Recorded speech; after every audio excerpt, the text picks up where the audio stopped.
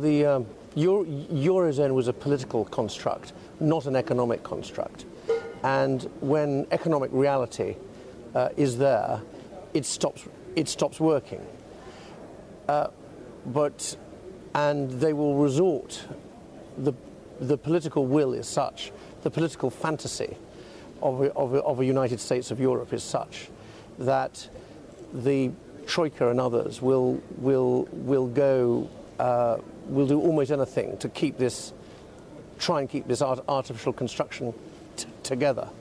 But I think my key reaction is, we all knew that intellectually, but what we didn't know is that they would actually resort to taking money out of people's bank accounts, confiscating money out of people's bank accounts. And that's what they've done in Cyprus. And that's what they're also likely to do in the future. So although Cyprus is a small economy, and it's got a comparatively small population, it's only got 800,000 people, it does, the Cyprus problem, the Cyprus crisis, the crisis of the Cyprus banks, represents a very significant signpost on the road to the dissolution of the Eurozone.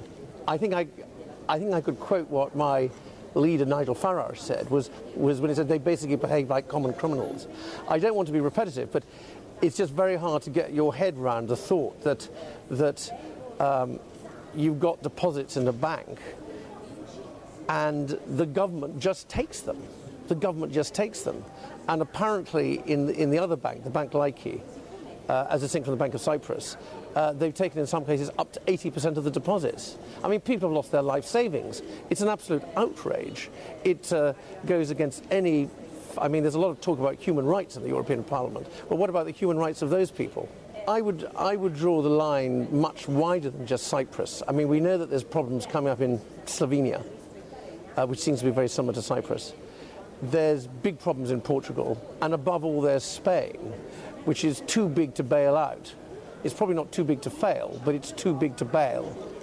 I mean, what we're seeing with Cyprus is the first fundamental structural crack in the Eurozone.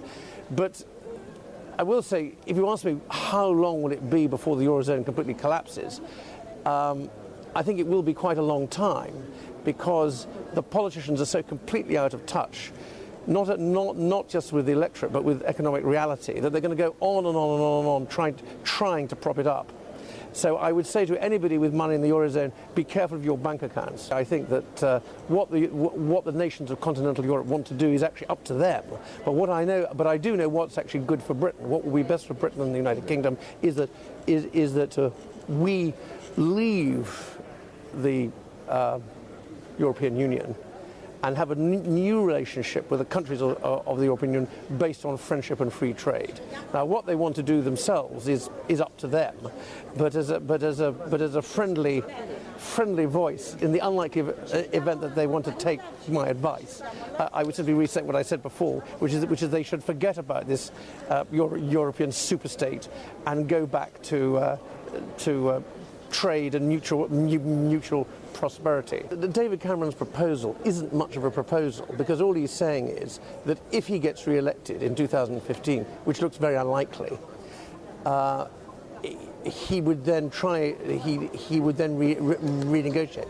However, it is a very telling point that he was asked immediately after he'd made his speech by one of your fellow journalists, what will you do if the new terms, that you renegotiate, aren't adequate, aren't good enough? And that was a question which he absolutely refused to answer. And so it's not a serious... David Cameron is not a serious person, even though he went to the same schools that I did, as it happens. And it's not a serious proposal. And it's simply an exercise in the internal party management of the Conservative Party. The fact of the matter is that David Cameron has made promises before on this matter. He's broken them before. It's highly probable that he will break them again. And even if not, he's very unlikely to be in a position to put these promises into effect. No, what we should all be thinking about now is the crisis of the Eurozone, in general, and specifically, we should be thinking about the plight of the people inside, of people who put their money into Cypriot banks and have had some or most of that money just confiscated, just taken away.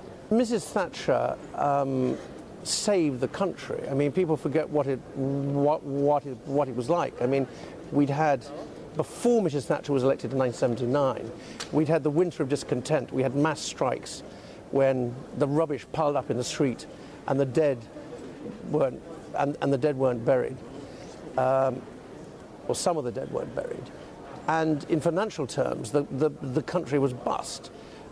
We'd had to go cap in hand to the International Monetary Fund to have bailout funds, rather like